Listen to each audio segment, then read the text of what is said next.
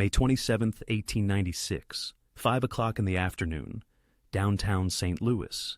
The city thrummed with industry, with life, with the promise of a warm spring evening ahead. Steamboat whistles echoed across the Mississippi River. Factory bells rang out the end of another shift. And nearly 500,000 souls went about their Wednesday, completely unaware that in just 20 minutes, everything would change. No warning sirens sounded, no alerts were broadcast. Because in 1896, they didn't exist yet. This is the story of how nature carved a path of destruction through one of America's greatest cities. In less time than it takes to watch a sitcom, 255 people dead, over 1,000 injured, 12,000 buildings damaged or destroyed, and a city that would never be the same. But before we dive into the chaos, the terror, the unimaginable destruction, I need you to understand something. St. Louis in 1896 wasn't some sleepy river town. This was America's fourth largest city, a booming metropolis of innovation, industry, and ambition. This was a place where millionaires built mansions in Lafayette Square, where immigrants packed into tenements in Mill Creek Valley, where the Eads Bridge, one of the engineering marvels of the age, spanned the mighty Mississippi. This was a city that believed it was untouchable. Now, let's go back to that Wednesday afternoon. Picture this. It's late afternoon, the sun's still high in the sky. Workers are streaming out of the massive brick factories that line the riverfront. The smell of coal smoke, fresh bread from the bakeries, horse manure from the streets. This is the scent of progress, of a city on the rise. Children are playing in the public parks. Lafayette Square, with its manicured gardens and fountains, is dotted with nannies pushing prams, young couples strolling arm in arm. Just a few miles away, in the cramped alleys of Mill Creek Valley, kids are playing stickball in the dirt streets, their laughter echoing off the narrow tenement walls. On the Mississippi, steamboats are pulling into the docks, their massive paddle wheels churning the brown water. Deckhands are shouting. Cargo is being loaded and unloaded. The river is the lifeblood of this city, and business is booming. In the affluent neighborhoods, families are sitting down to early dinners, roast beef, potatoes, fresh vegetables from the market. The wealthy of St. Louis are planning their evenings. Perhaps a trip to the theater, maybe a social call on friends. In the factories, the last shift is winding down. Tired men wipe sweat from their brows, ready to head home. The foremen are checking their pocket watches. Just another 15 minutes, and they can lock up for the night. Everything is normal, routine, predictable. But in the sky above, something is changing. Around 4:30 in the afternoon, people start to notice. The air feels different, heavier, sticky. The kind of oppressive humidity that makes your shirt cling to your back, that makes every breath feel like you're inhaling soup. The clouds begin to thicken. What started as scattered white puffs in the morning has transformed into something darker, more ominous. The sky takes on a strange greenish hue, the kind of color that makes your stomach tighten even if you don't know why. Barometers across the city begin to drop, rapidly. Scientists at the Weather Bureau notice it. But there's no system in place to warn anyone. No tornado watches, no emergency broadcasts, just observations scribbled into notebooks. The wind picks up. At first it's almost pleasant, a relief from the oppressive heat. But then it starts to gust, hard, rattling windows, sending loose papers skittering down the streets. Horses whinny nervously, their ears flicking back and forth. Some people look up at the sky and feel a prickle of unease. Something's not right. But what can you do? You can't just stop your life because the weather looks strange. So they keep walking, keep working, keep going about their business. In the distance to the southwest, the clouds are churning, rotating, building into something massive, something angry. But from street level, in a city full of tall buildings and smoke from 1,000 chimneys, most people can't see it yet. The storm is aligning itself, like a weapon being aimed, and downtown St. Louis is directly in its path. Let me show you what's about to be hit, because understanding the geography of this disaster is crucial to understanding its impact. St. Louis in 1896 sprawls along the western bank of the Mississippi River. The city is a patchwork of neighborhoods, each with its own character, its own story, and the tornado is about to cut through them like a knife through butter. Starting in the southwest, near Tower Grove Park and Arsenal Street, you have middle-class neighborhoods, modest homes, small businesses, churches, people who work hard, who've built decent lives for themselves. Moving northeast, you hit Lafayette Square. This is where the money lives. Massive Victorian mansions, 3 and 4 stories tall, with ornate ironwork, stained glass windows, manicured lawns. These are the homes of industrialists, bankers, lawyers, the people who run this city. Just north of Lafayette Square is Mill Creek Valley, and this is a different world. Packed tenements, narrow streets, poverty. This is where the immigrants live, the factory workers, the people scraping by on pennies a day. Irish, German, Italian families crammed into buildings that are barely standing even before the tornado hits. And then there's the riverfront. Warehouses, docks, railroad yards, the industrial heart of the city. Massive brick buildings, some of them 5, 6 stories tall. Structures that seem solid, permanent, like they could stand for 1,000 years. All of it, is about to be tested.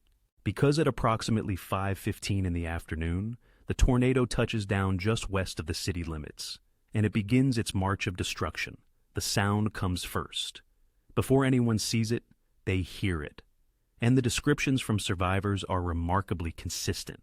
It sounds like a train, a massive freight train, bearing down on you at full speed. The roar is so loud, so all-consuming, that people can't hear themselves scream. The wind hits like a physical blow. One moment, you're standing upright. The next, you're thrown to the ground, or slammed against a wall, or picked up and hurled through the air like a rag doll. Windows explode inward, sending shards of glass flying like shrapnel. Doors are ripped off their hinges. Roofs, entire roofs, are peeled off buildings like you'd peel the lid off a tin can. In the first neighborhood the tornado hits, near Tower Grove Park, homes simply disintegrate. One survivor, a woman named Mrs. Simmons, later recalled, "We were sitting in the parlor when the windows burst in. My husband threw himself over me and the children. I felt the house shaking, heard this terrible roaring, and then we were just falling. The whole house collapsed around us." Mrs. Simmons survived. Her husband did not. He was struck by a falling beam and killed instantly, his body shielding his family from the worst of the debris. This scene is repeated dozens, hundreds of times in those first few minutes. Families huddled together, praying, screaming, as their homes are torn apart around them. People running for basements, for cellars, for any shelter they can find. Some make it, many don't. The tornado is a monster. Early estimates put it at 3/4 of a mile wide. That's massive, and it's moving fast, carving a path of total destruction through the heart of the city. Trees that have stood for 100 years are snapped like toothpicks. Brick walls, 2 feet thick, crumble. Horse-drawn carriages are picked up and thrown hundreds of feet. And the people, God, the people. Some are killed instantly, crushed by falling debris. Others are impaled by flying timbers, by shards of glass, by pieces of metal torn from buildings and turned into deadly projectiles. Still others are picked up by the wind and thrown, their bodies found blocks away from where they were last seen. And the tornado is just getting started. As the tornado moves northeast, it slams into Lafayette Square, and this is where the myth of safety through wealth is shattered. These mansions, these palaces of brick and stone and iron, are supposed to be fortresses. They're built to last, built to impress, built to show the world that their owners have made it. The tornado doesn't care. One by one, these grand homes are destroyed. Walls collapse. Roofs are torn away. The beautiful stained glass windows, imported from Europe, explode into 1,000,000 colored fragments. The ornate ironwork, carefully crafted by skilled artisans, is twisted into grotesque shapes. Inside, families are trapped. Some manage to reach their basements and survive, huddled in the darkness as the world above them is torn apart. Others aren't so lucky. One mansion, a 4-story Victorian that was the pride of its owner, a wealthy banker, is reduced to a pile of rubble in seconds. The banker, his wife, and 2 of their 3 children are killed. Their youngest daughter survives, found hours later in the wreckage, clutching her mother's hand. The tornado doesn't discriminate. Rich, poor, it doesn't matter. If you're in its path, you're at its mercy. And Lafayette Square, for all its grandeur, is left looking like a war zone. Piles of brick and timber where homes once stood. Furniture scattered across lawns. Family portraits, ripped from walls, fluttering in the wind like macabre confetti. One survivor, a man named Thomas Brennan, described the scene. It looked like God himself had reached down and just smashed everything. There was nothing left, nothing recognizable, just destruction. But if Lafayette Square is a tragedy, Mill Creek Valley is a catastrophe. These tenements, these cramped, poorly built structures, don't stand a chance. The tornado rips through them like they're made of paper. Entire buildings collapse, trapping dozens of people inside. And here's the thing that makes this even more heartbreaking. Many of these people are immigrants, people who came to America for a better life, who worked brutal hours in the factories for pennies, who lived in these slums because it was all they could afford. They don't speak English. They don't understand what's happening, and when the tornado hits, they have nowhere to go, no way to escape. Families are buried alive under tons of rubble. Children are separated from their parents in the chaos, wandering the streets crying, covered in blood and dust. The elderly, unable to move quickly, are trapped and killed. The death toll in Mill Creek Valley is staggering. Entire families wiped out. Entire buildings full of people, just gone. And in the immediate aftermath, as the city begins to respond, Mill Creek Valley is overlooked. The newspapers focus on the destruction in Lafayette Square, on the wealthy victims, on the grand homes reduced to rubble. The poor, the immigrants, the people of Mill Creek Valley, they're an afterthought. It's a grim reminder that even in disaster, inequality persists. As the tornado continues its path, it hits the industrial heart of the city. The factories, the warehouses, the railroad yards, and here the destruction takes on a different character. These are massive structures, brick buildings, 5, 6 stories tall, with walls 2 feet thick. They're built to withstand fire, to last for decades. They employ hundreds, sometimes thousands of workers. The tornado treats them like toys. One factory, a massive textile mill, simply collapses. The walls buckle, the roof caves in, and the entire structure pancakes down on itself. Inside, dozens of workers are still finishing their shifts. Most are killed instantly, crushed under tons of brick and machinery. Another factory, this one producing railroad equipment, has its roof torn completely off. The machinery inside, massive iron presses and lathes, is exposed to the elements. Some of it is actually lifted by the wind and thrown, crashing through the walls of neighboring buildings.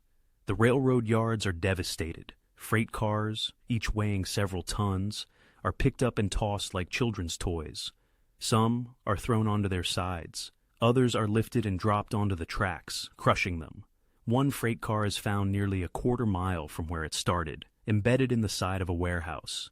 And the workers, God, the workers. Many of them are outside when the tornado hits, loading cargo, moving equipment. They have no shelter, nowhere to hide.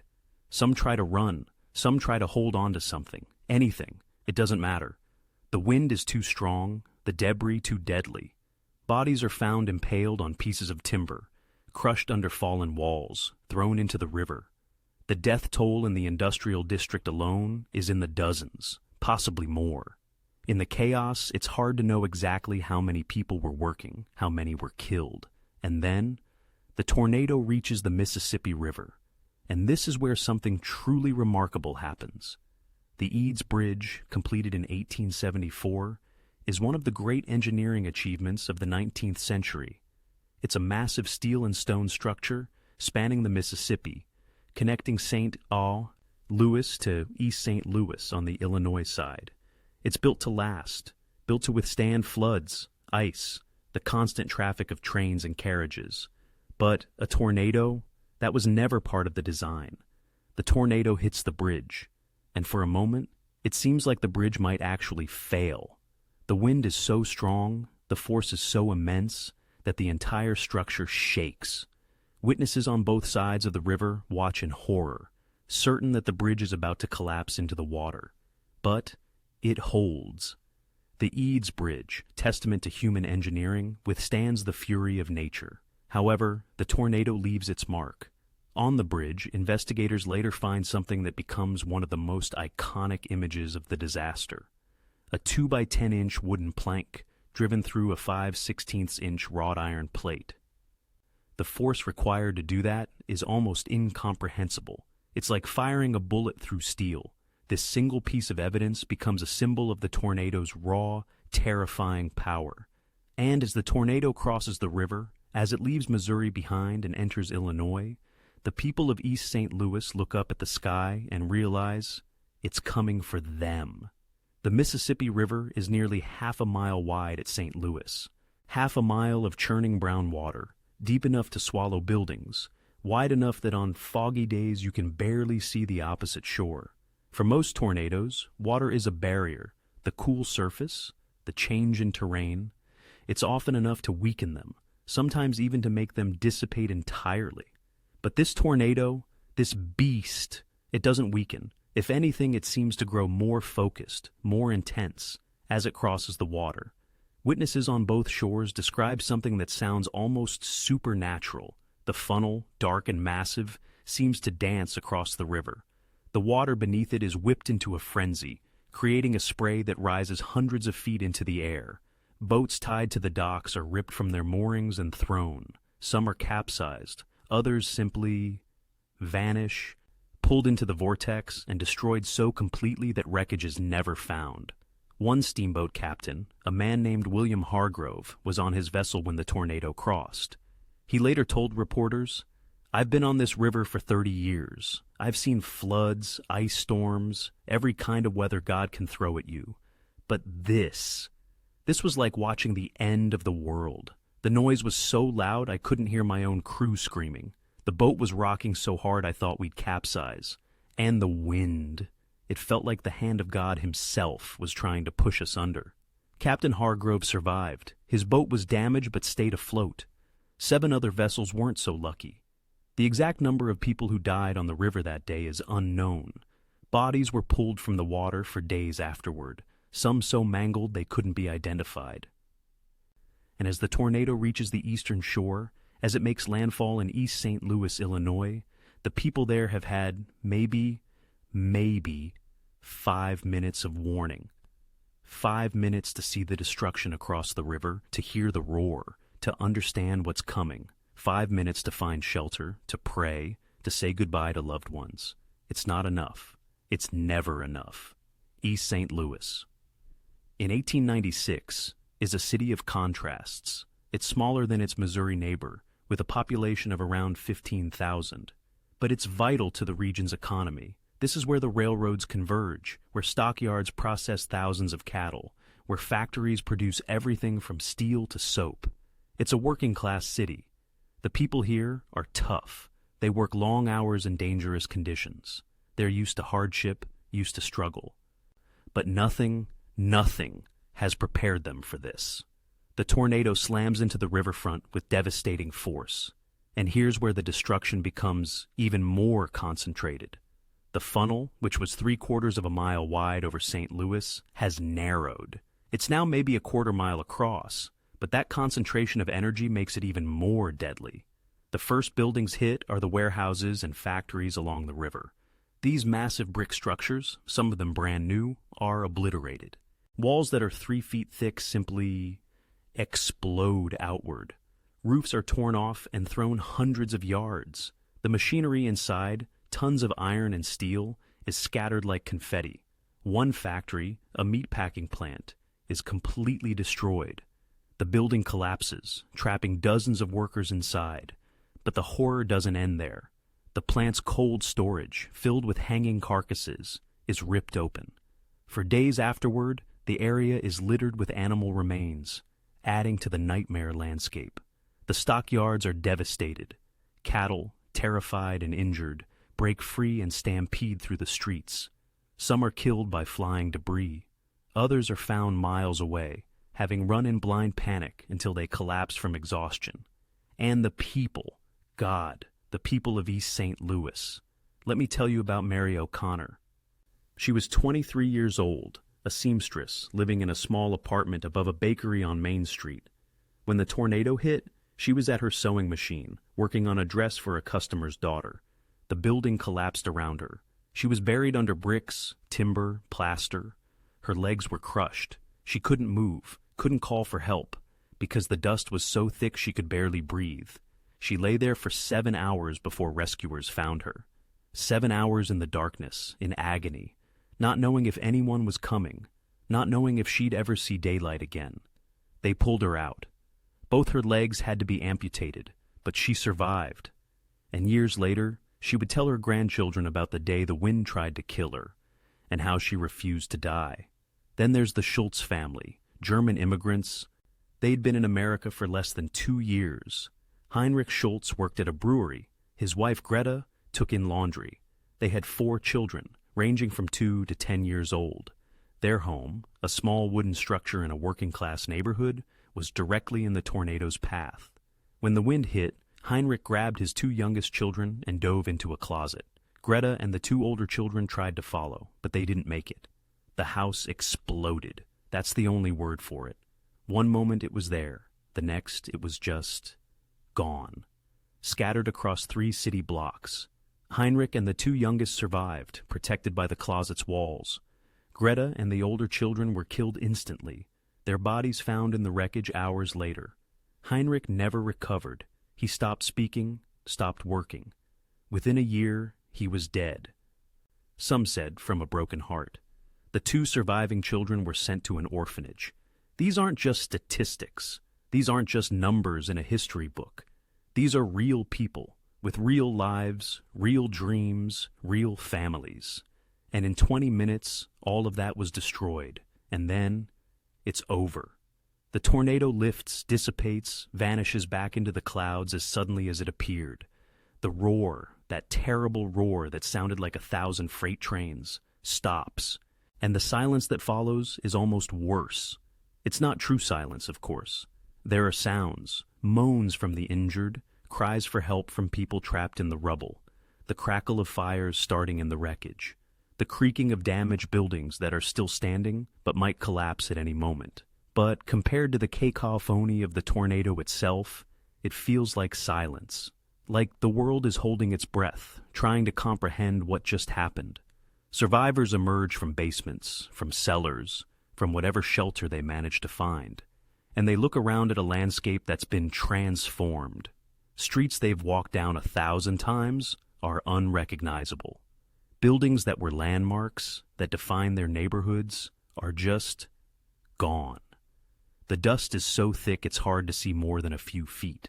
It coats everything, gets in your eyes, your mouth, your lungs. People are coughing, choking, stumbling through the debris, and then the realization hits, the understanding of the scale of what's happened. This isn't just one building destroyed, one street damaged. This is miles of devastation. This is thousands of people dead or injured. This is a disaster beyond anything anyone has ever seen.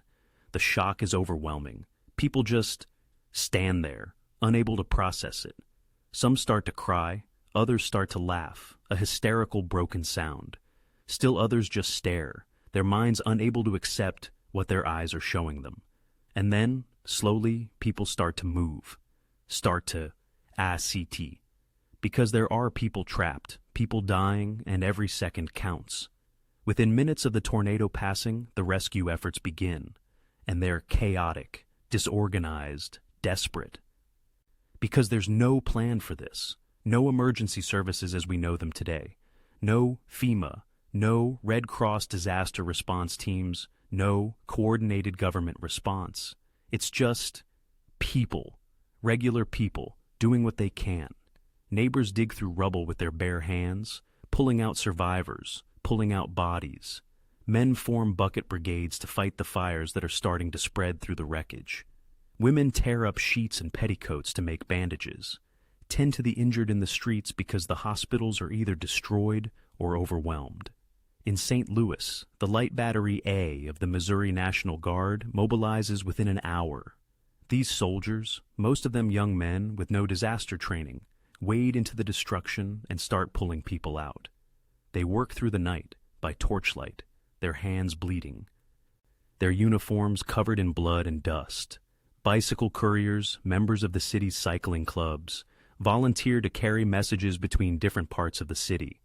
With telegraph lines down and streets blocked by debris, they are the only way to communicate.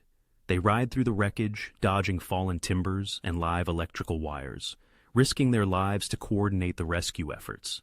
Doctors and nurses work around the clock. The hospitals that are still standing are overwhelmed. Injured people are laid out in hallways, in waiting rooms, even on the front steps. There aren't enough beds, enough supplies, enough hands to treat everyone. One doctor, a man named Samuel Winters, performed 32 amputations in a single night. 32. Legs crushed beyond saving, arms mangled by debris. He worked by lamplight, with minimal anesthesia, doing what he could to save lives. By dawn, he collapsed from exhaustion and had to be carried to a bed himself. And through it all, there's the horror of discovery. Every piece of rubble moved might reveal a survivor, or a body. Families search desperately for missing loved ones, calling out names, digging through the wreckage with bleeding hands. Some find their family members alive, others find them dead. And still others find nothing. No trace, no body, no closure, just absence. In the hours and days following the tornado, the true scale of the disaster becomes clear. And it's worse than anyone initially thought. The official death toll is 255, but that number is almost certainly low, because in 1896, record-keeping isn't what it is today, especially for the poor, for immigrants, for transients and workers who have no family in the area. How many people were in those tenements in Mill Creek Valley? How many workers were in the factories? How many people were on boats on the river? Nobody knows, not exactly. Bodies are found for weeks after the tornado, some in the rubble of buildings, some in the river, washed up on the banks miles downstream, some so badly mangled they can't be identified. Mass graves are dug. In East St. Louis, a trench is excavated and dozens of unidentified bodies are buried together. There's no time for individual funerals, no resources for proper burials. It's a tragedy compounded by indignity. The injured number over 1,000. And remember, this is 1896. Medical care is primitive by today's standards. Antibiotics don't exist. Infection is a death sentence. Many people who survived the initial tornado died days or weeks later from infected wounds. And then there are the psychological wounds. Today we'd call it PTSD, post-traumatic stress disorder.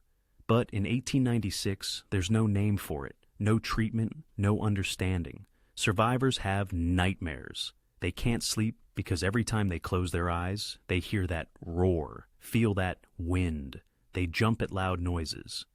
They can't go into buildings because they're terrified of being trapped.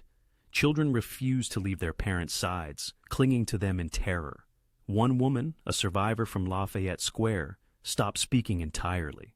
For 3 years, she didn't say a single word. Her family thought she'd lost her mind. But then, one day, she started talking again. And the first thing she said was, "I can still hear it. Every day I can still hear it. Let's talk about the physical damage." Because the numbers are almost incomprehensible. More than 12,000 buildings are damaged or destroyed. 12,000. That's not just homes. That's churches, schools, factories, warehouses, shops, offices. That's the infrastructure of 2 cities, shattered. The damage is estimated at over $10 million in 1896 currency. To put that in perspective, adjusted for inflation, that's somewhere in the neighborhood of $5 billion today. $5 billion.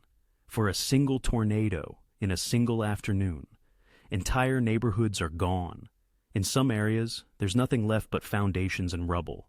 You can stand in the middle of what used to be a street and see for blocks, because all the buildings are just gone. The railroad yards are devastated. Miles of track are twisted and torn up. Freight cars are scattered like toys. The economic impact is immediate and severe. St. Louis is a major rail hub, and with the yards destroyed, commerce grinds to a halt. The factories, the economic engine of the region, are crippled. Some are destroyed entirely. Others are so badly damaged they'll take months or years to rebuild. Thousands of people are suddenly out of work, with no income, no way to support their families. And the homeless. Thousands of people, maybe as many as 10,000, are left without shelter. Their homes are destroyed, and they have nowhere to go. Refugee camps spring up in parks, in open fields, tents and makeshift shelters, families huddled together, trying to survive. The city sets up relief stations, distributing food, water, blankets. But it's not enough. It's never enough. People are hungry, cold, desperate, and winter is only a few months away. And then something strange happens, something that, in hindsight, seems almost obscene. People start coming to see the destruction. Tourists, sightseers, curiosity seekers. They come from all over the region, from neighboring states, even from across the country. They want to see the devastation, to walk through the ruins, to witness the aftermath of one of the worst disasters in American history. In the weeks following the tornado, over 140,000 people visit the damaged areas. 140,000. They come by train, by carriage, on foot. They wander through the rubble, taking photographs, collecting souvenirs, gawking at the destruction. Some of them are genuinely trying to help, bringing supplies, offering assistance. But many are just tourists.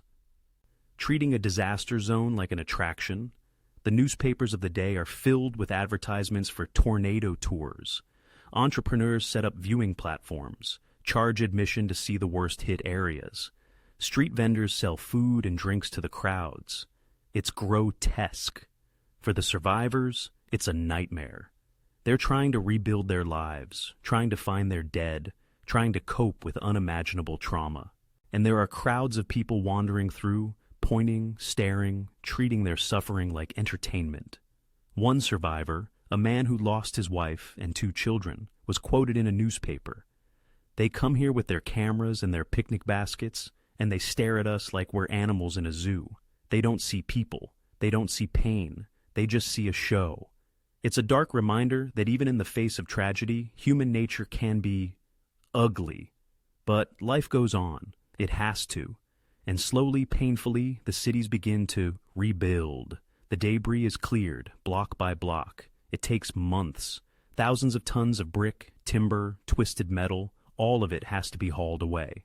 Some of it is salvaged, reused. Most of it is just dumped in empty lots, in the river, anywhere it can go. New buildings start to go up. But they're different from what came before. Architects and engineers, studying the damage, realize that the old methods of construction aren't enough. Buildings need to be stronger, more resistant to wind damage. New building codes are proposed, though it takes years for them to be fully implemented. Structures are built with reinforced foundations, with better bracing, with materials that can withstand higher wind speeds. The neighborhoods are rebuilt, but they're changed. Some areas, particularly the poorest neighborhoods, never fully recover. The people who live there, already struggling, don't have the resources to rebuild. They move away, scatter to other parts of the city, to other cities entirely. Lafayette Square, the wealthy neighborhood, is rebuilt relatively quickly. The rich have the resources, the insurance, the means to restore their homes. Within a few years, the mansions are back, as grand as ever. But there's a shadow over the neighborhood now, a sense of vulnerability that never quite goes away. The factories are rebuilt, the railroad yards are repaired, commerce resumes. But it takes time, months, years. And in the meantime, the economic impact is devastating. Businesses fail, people lose their jobs, their savings, their futures. But the tornado's impact goes beyond the physical, beyond the economic. It has political consequences that reshape the city for decades. In the years leading up to 1896, there's been a growing reform movement in St. Louis. Middle-class citizens, frustrated with corruption and mismanagement, have been pushing for changes in city government. They want better services, more accountability. A government that works for all citizens, not just the wealthy and connected. The tornado seems like it might be a catalyst for change. The disaster exposes the city's vulnerabilities, the inadequacy of its infrastructure, the failure of its government to protect its citizens.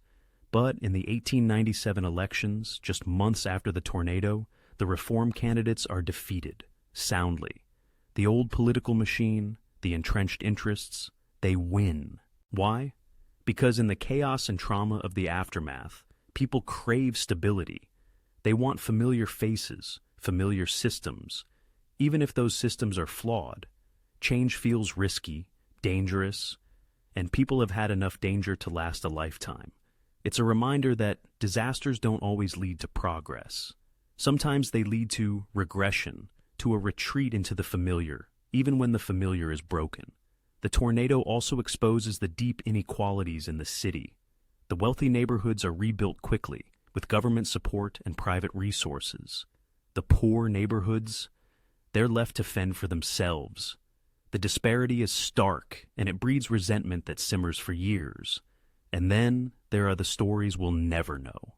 The people whose deaths were never recorded, whose names were never written down, whose lives were erased by the tornado and by history.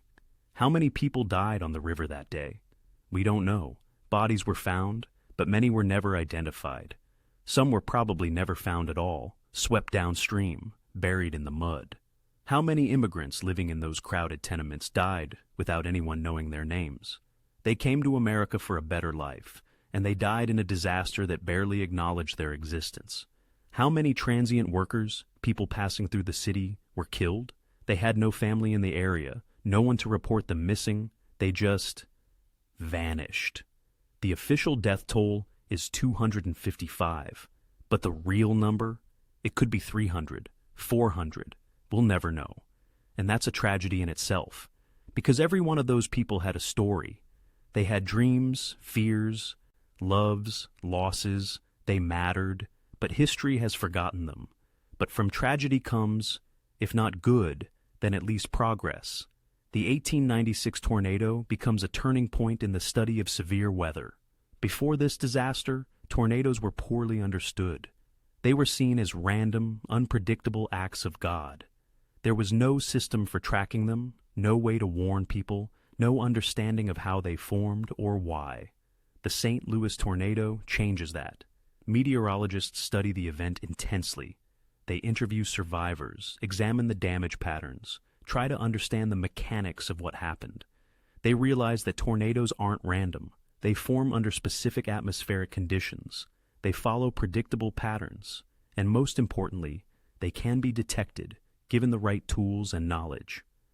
This leads to the development of the first tornado warning systems. It takes decades, but eventually the United States develops a network of weather stations, radar systems, and communication networks that can detect severe weather and warn people in its path. Today, when a tornado is approaching, we get warnings on our phones, on TV, on the radio. We have time to take shelter, to protect ourselves. That system, imperfect as it is, saves lives, thousands of lives every year. And it exists in part because of what happened in St. Louis on May 27, 1896. So, what's the legacy of the Great Cyclone? How did it change St. Louis, change the region, change America? Physically, the tornado reshaped the city. The path of destruction is still visible today if you know where to look. Certain neighborhoods never fully recovered. The demographics shifted, the architecture changed, but the deeper impact is harder to quantify. The tornado shattered the city's sense of invincibility. St. Louis had been booming, growing, convinced of its own importance and permanence. And in 20 minutes, nature reminded everyone how fragile it all was.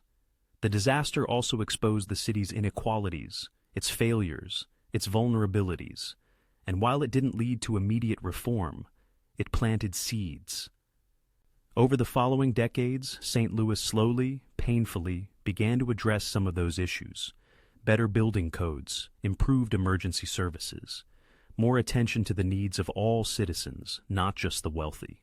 The tornado also became part of the city's identity. It's a shared trauma, a collective memory. Even today, over a century later, people in St. Louis talk about the Great Cyclone. It's part of the city's story, part of its DNA. And, on a national level, the disaster helped spur the development of modern meteorology and disaster response. The lessons learned in St. Louis, the understanding gained from studying the tornado, contributed to systems that protect millions of people today. So here's the question that haunts everyone who studies this disaster. Could it happen again? Could a tornado of this magnitude hit a major American city today? The answer is yes, absolutely yes. Tornadoes don't care about city limits. They don't avoid urban areas. And while our warning systems are vastly better than they were in 1896, they're not perfect. Imagine a tornado like the one that hit St. Louis striking a modern city. The death toll would likely be lower, thanks to better construction, better warnings, better emergency response. But the damage, it would be catastrophic. Modern cities are more densely populated. They have more infrastructure, more complexity. A tornado ripping through downtown Dallas, or Nashville, or Oklahoma City would cause billions of dollars in damage. It would disrupt power grids, communication networks, transportation systems. The economic impact would be staggering. And there's another factor, climate change. As the planet warms, the conditions that spawn severe weather, including tornadoes, are becoming more common. We're seeing more intense storms, more unpredictable weather patterns. The question isn't if a major tornado will hit an American city again. It's when and whether we'll be ready. May 27, 1896, 5:15 in the afternoon. A tornado touches down just west of St. Louis, Missouri. 20 minutes later, it's over. The tornado has dissipated, vanished back into the clouds. But in those 20 minutes, 255 people died. Over 1,000 were injured. 12,000 buildings were damaged or destroyed. 2 cities were shattered, and the ripples of that disaster spread outward, touching thousands of lives, reshaping communities, changing the course of history in ways both large and small. This is the story of the Great Cyclone, a story of destruction and survival, of tragedy and resilience, of a moment when nature reminded humanity of its power, its fury, its utter indifference to our plans and dreams. But it's also a story of hope, because in the aftermath, people came together. They helped each other, supported each other, rebuilt together. They learned from the disaster, used that knowledge to protect future generations. The Great Cyclone of 1896 was one of the deadliest tornadoes in American history, but it wasn't the end of St. Louis. The city survived, recovered, grew. Today, St. Louis is a thriving metropolis, home to millions of people. But if you walk through Lafayette Square, if you stand in the right spot and look around, you can almost feel it, the ghost of that day, the memory of the wind, the roar, the terror. And you remember, nature is powerful, nature is unpredictable, and nature doesn't care. In just 20 minutes, the wind rewrote the map. In just 20 minutes, hundreds of lives ended and thousands more were changed forever. In just 20 minutes, everything changed. And that's a lesson we should never forget.